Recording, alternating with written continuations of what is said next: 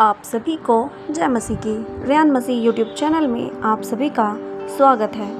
तो प्रियो, क्या आपको कभी ऐसा महसूस हुआ है कि आपको अनदेखा किया गया है या आपसे प्यार नहीं किया गया, जैसे आप किसी और की कहानी की छाया में जी रहे हों? लिया, जो बाइबल में भूली बिसरी नायिका है, इस दर्द को अच्छी तरह जानती थी। लेकिन मैं अगर आपसे कहूँ कि लिया, जिसे उसकी बहन राहेल की तुलना में कम प्यार मिला, यीशु मसीह के वंश की एक महत्वपूर्ण कड़ी बनी। यह कहानी अप्रत्याशित उद्धार, ईश्वरीय उद्देश्य और एक विरासत की है जिसने इतिहास की दिशा ही बदल दी। यह लिया की कहानी है, उस स्त्री की जिसे परमेश्वर ने प्रेम किया। वीडियो शुरू करने से पहले प्रियो, आप हमारे चैनल को सब्सक्राइब करें और बेल आइकन को दबाना ना भूलिए। साथ में जय मसीह की ज़रूर कमेंट करें। लिया की कहानी प्राचीन मेसोपोटामिया में शुरू होती है, जहां वह अपने चतुर पिता लाबान के घर में रहती थी। वह राहेल की बड़ी बहन थी और दोनों लाबान की बेटियां थीं। लाबान एक चालाक व्यक्ति था जो धोखे से काम करता था। बाइबल में लिया के बारे में कहा गया है कि उसकी आंखें कमजोर थी। इसका अर्थ है कई तरीकों से निकाला गया है, लेकिन सबसे आम व्याख्या ये है कि वह अपनी बहन राहेल की तरह सुंदर नहीं थी। राहेल अपने आकर्षण के लिए जाने जाती थी और इस तुलना ने लिया के जीवन को बहुत कठिन बना दिया। जब याकूब अपने भाई एसाव के क्रोध से बचने के लिए लाबान के घर आया तो उसने पहली नज़र में राहेल से प्रेम कर लिया। याकूब ने राहेल से विवाह करने के लिए 7 वर्ष तक लाबान की सेवा की। बाइबल कहती है कि याकूब को 7 साल कुछ ही दिनों के समान लगे, क्योंकि वह राहेल से बहुत प्रेम करता था। लेकिन जब विवाह की रात आई तो लाबान ने याकूब को धोखा दिया और राहेल के स्थान पर लिया से याकूब का विवाह करा दिया। जब याकूब अगली सुबह उठा तब उसको ये पता चला कि वह लिया है, तो वह बहुत क्रोधित हुआ। लाबान ने याकूब से कहा कि उनके समाज में पहले छोटी बेटी का विवाह नहीं किया जाता जब तक कि बड़ी बेटी का विवाह न हो जाए। उसने याकूब को प्रस्ताव दिया कि यदि वह 7 साल और काम करे तो वह उसे राहेल भी उसकी पत्नी के रूप में दे देगा। अब इस स्थिति में लिया का जीवन कठिन था। उसका विवाह एक ऐसे व्यक्ति से हुआ था जो उससे प्रेम नहीं करता था और जिसे धोखे से उससे विवाह करवाया गया था। उसकी कहानी दर्द और अस्वीकार किए जाने की भावना से भरी हुई थी। परमेश्वर ने लिया के दुख को देखा। उत्पत्ति 29 अध्याय का 31 आयत में लिखा है, जब परमेश्वर ने देखा कि लिया अप्रिय हुई है तब उसने उसकी कोख खोल दी, परंतु राहेल ने संतान रही।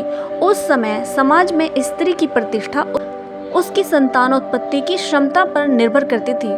लिया का मां बनना उसके लिए एक नई आशा बन गया। उसने याकूब के 6 पुत्रों और एक पुत्री को जन्म दिया और उसके पुत्र इज़राइल के 12 गोत्रों की नींव बने।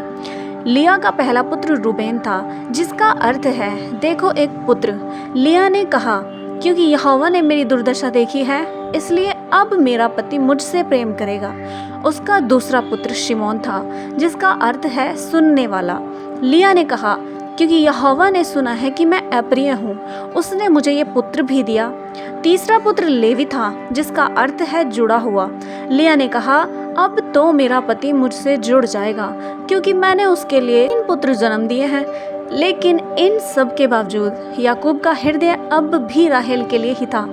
लिया के लिए ये एक अधूरी आशा और गहरे दुख की कहानी थी, लेकिन यह परमेश्वर की विश्वास योग्यता की भी कहानी थी।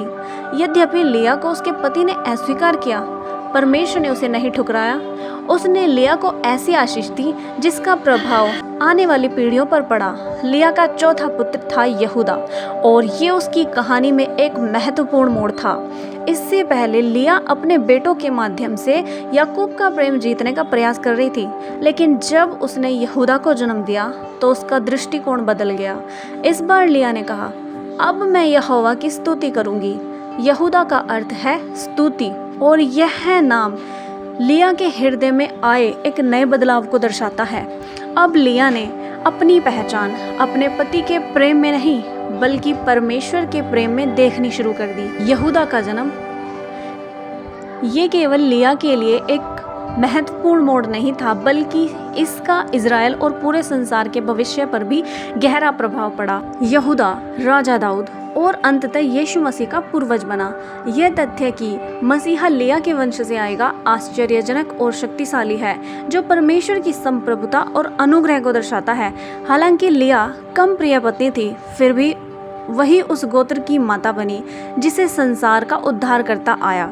लिया के दृष्टिकोण में ये बदलाव मनुष्य का प्रेम पाने की इच्छा से लेकर परमेश्वर की स्तुति करने तक का विश्वास और संतोष का एक गहरा संदेश देती है। लिया की कहानी हमें सिखाती है कि सच्ची तृप्ति दूसरों की स्वीकृति या प्रेम से नहीं, बल्कि परमेश्वर के साथ हमारे संबंध से मिलती है। जब लिया ने याकूब के प्रेम के लिए संघर्ष करना छोड़ दिया और अपना हृदय परमेश्वर की ओर मोड़ा, तो उसे शांति और उद्देश्य मिला। अपने संघर्षों के बीच लिया का परमेश्वर की स्तुति करने का निर्णय दूर तक असर करने वाला था। यहूदा के माध्यम से लिया की विरासत राज्य और उद्धार की विरासत बनी। यहूदा का गोत्र इज़राइल के सबसे प्रमुख गोत्रों में से एक बन गया और अब्राहम से किए गए वादे की उसकी संतानें भी सभी जातियों के लिए आशीष बनेंगी, लिया के वंश के माध्यम से पूरे हुए। लिया की कहानी हमें यह याद दिलाती है कि दर्द और अस्वीकृति के बीच भी परमेश्वर हमारे जीवन में काम कर रहा होता है। उसने अपनी कठिनाइयों पर ध्यान देने के बजाय परमेश्वर की स्तुति करने का जो निर्णय लिया, उसने न केवल उसके स्वयं के जीवन को बदला, बल्कि इज़राइल और पूरे संसार के इतिहास को भी प्रभावित किया। याकूब के 12 पुत्रों में से 6 की माता होने के नाते लिया इज़राइल राष्ट्र के निर्माण केंद्र में रही। उसके प्रत्येक पुत्र एक गोत्र का नेता बने और मिलकर वे इज़राइल के 12 गोत्र बने, जिन्होंने यहूदी लोगों के इतिहास और परमेश्वर की उद्धार योजना में महत्वपूर्ण भूमिका निभाई।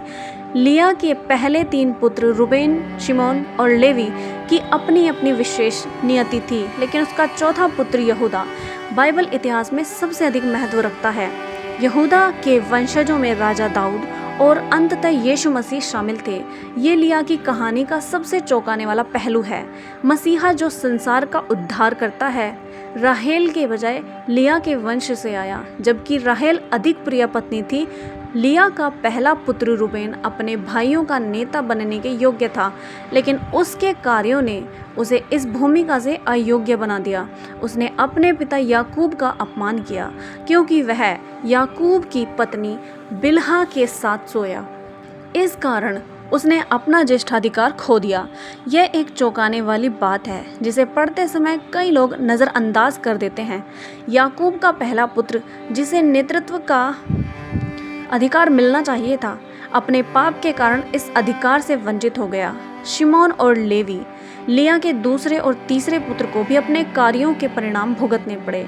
उन्होंने अपनी बहन दीना के साथ हुए अन्याय का बदला लेने के लिए शेकेम नगर पर हिंसक हमला किया। उनका क्रोध और हिंसा इतनी अधिक थी कि याकूब ने अपनी मृत्यु से पहले उन्हें श्राप दिया कि वे इज़राइल में बिखर जाएंगे और अलग अलग हो जाएंगे। ये भविष्यवाणी तब पूरी हुई जब शिमोन का गोत्र इज़राइल के सबसे छोटे गोत्रों में से एक बन गया और अंततः यहूदा के गोत्रों में समा गया। लेवी का गोत्र याजकीय गोत्र बन गया और उन्हें भूमि में कोई भाग या विरासत नहीं मिली। लिया के 5वें पुत्र और छठे पुत्र इस्साकार और जबूलून ने भी इज़राइल के निर्माण में महत्वपूर्ण भूमिका निभाई। इस्साकार के वंशज अपनी बुद्धि और समय की समझ के लिए जाने जाते थे, जबकि जबूलून का गोत्र समुद्र के पास बसा और अपनी समुद्री व्यापारिक क्षमताओं के लिए प्रसिद्ध हुआ। हालांकि ये गोत्र बाइबल में कम प्रमुखता से वर्णित है, फिर भी इन्होंने इज़राइल की राष्ट्र की समग्र शक्ति और विविधता में योगदान दिया।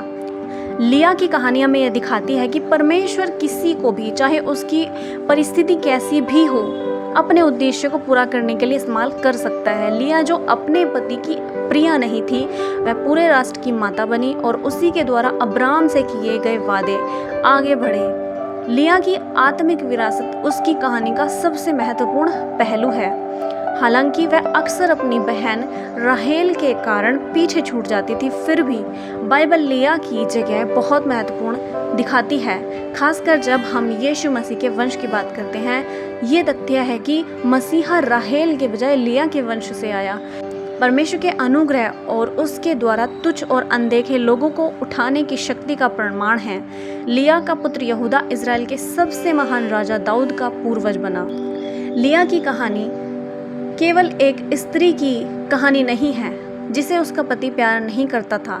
यह कहानी इस बारे में है कि परमेश्वर कैसे उन लोगों को देखता और महत्व देता है जिन्हें संसार नज़रअंदाज करता है।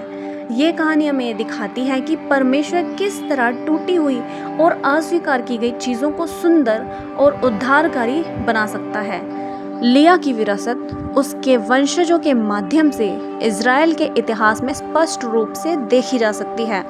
राजा दाऊद जो परमेश्वर के मन के अनुसार था, लिया के पुत्र यहूदा के माध्यम से वंशज बने।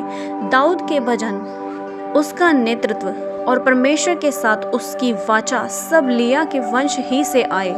परमेश्वर ने राजा दाऊद से जो वादा किया था कि उसका सिंहासन सदा बना रहेगा, वह यीशु मसीह में पूरा हुआ, जो राजा के रूप में राज्य करता है। बाइबल में मत्ती रचित सुसमाचार में यीशु मसीह की वंशावली में लिया की भूमिका और भी स्पष्ट होती है। जब मत्ती यीशु के पूर्वजों को सूचीबद्ध करता है तो वह यहूदा और तामार को भी उल्लेख करता है, जो एक आश्चर्यजनक तथ्य है। लिया की आत्मिक विरासत परमेश्वर की कृपा और संप्रभुता का प्रमाण है। उसकी कहानी हमें यह याद दिलाती है कि हमारा मूल्य इस पर निर्भर नहीं करता कि लोग हमें कैसे देखते हैं, बल्कि इस पर निर्भर करता है कि परमेश्वर हमें कैसे देखता है। यह हमें ये भी सिखाती है कि परमेश्वर की योजनाएं अक्सर हमारी अपेक्षाओं से अलग होती हैं, लेकिन वे हमेशा भली होती हैं। लिया की भूमिका यीशु के वंश में हमें ये याद दिलाती है कि परमेश्वर किसी भी व्यक्ति के द्वारा अपने उद्देश्यों को पूरा कर सकता है, चाहे उसकी परिस्थितियां कैसी भी हों। लिया की कहानी का अंतिम अध्याय हमें उसके विश्राम स्थान तक ले जाता है, जहां से उसके जीवन की स्थायी प्रभाव को समझा जा सकता है। लिया को मकपेला की गुफा में दफनाया गया था, जो पितृसत्ताओं का विश्राम स्थल था। ये तथ्य देखने में छोटा लग सकता है, लेकिन बाइबलीय इतिहास में इसका गहरा महत्व है। मकपेला की गुफा वह पारिवारिक कब्र थी जिसे अब्राहम ने अपनी पत्नी सारा के लिए खरीदा था। बाद में वो अब्राहम, इसहाक और रिबका को भी वहां पर दफन किया गया था। अंततः याकूब को भी वहीं दफनाया गया था। लिया को इज़राइल की माताओं में गिना गया और पारिवारिक कब्र में दफनाया गया। यह एक अंतिम स्वीकृति के रूप में देखा जा सकता है कि लिया परिवार में और परमेश्वर की वाचा में एक महत्वपूर्ण स्थान रखती थी। याकूब द्वारा लिया को मकपेला की गुफा में दफनाना केवल सुविधा की बात नहीं थी, यह एक सोच समझकर लिया गया निर्णय था, जो लिया के इज़राइल के इतिहास में वास्तविक स्थान को दर्शाता है। यद्यपि राहेल ने याकूब का हृदय जीता, लिया ने परमेश्वर का हृदय जीता, और उसकी अंतिम विश्राम स्थली इस बात का प्रतीक है कि परमेश्वर ने उसके लिए जो वायदे किए थे वे पूरे हुए। लिया की कहानी ये दर्शाती है कि परमेश्वर की योजनाएं पूर्ण होती हैं, भले ही वे हमारी अपेक्षाओं से मेल ना खाएं। लिया का नाम यीशु मसीह के वंश में दर्ज है। अगर ये कहानी आपको प्रेरणादायक लगी हो तो वीडियो को लाइक करके चैनल को सब्सक्राइब करें और बेल आइकन को दबाएं, ताकि आने वाली अगली वीडियो की नोटिफिकेशन सबसे पहले आपको मिल सके। आप सभी को जय मसीह की।